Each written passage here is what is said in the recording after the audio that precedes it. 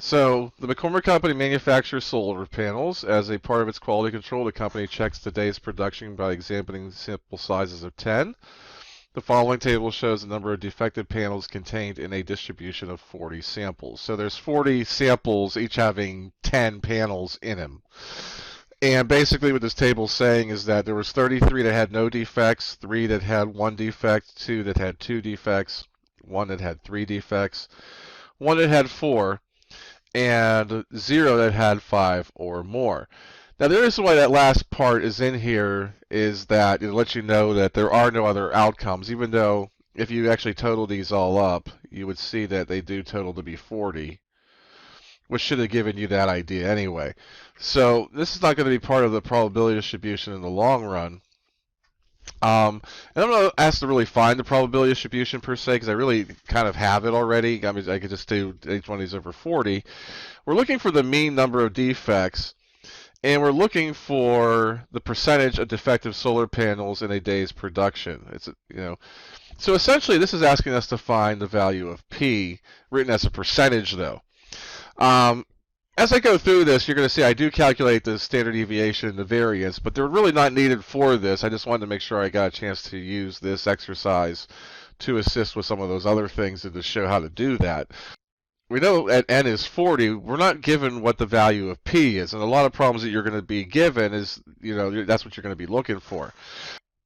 So, but I can find the expected value because I have, how many samples, had no defects, how many had 1 defect, so forth and so on.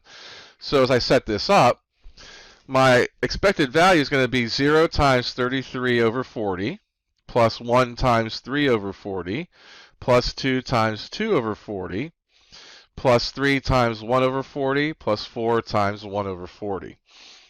So when I add those together, when I multiply those up and add those together, I get about 0.35, and that's what the mean is. So on average, I expect 0.35 on average defects for each sample.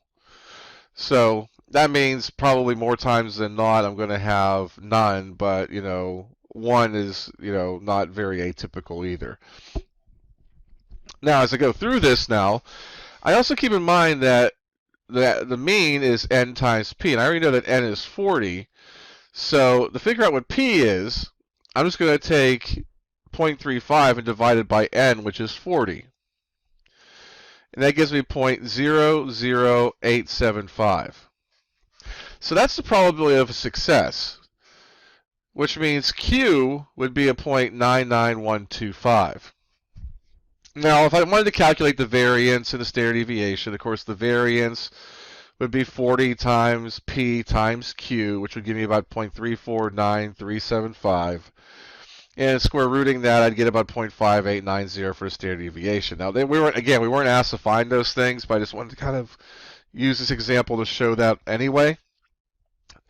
We found what the mean was. That's the 0.35.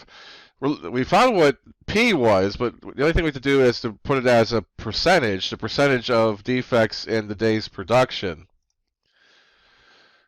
would be given us by, me turning that 0.00875 to a percentage, which would be 0.875%.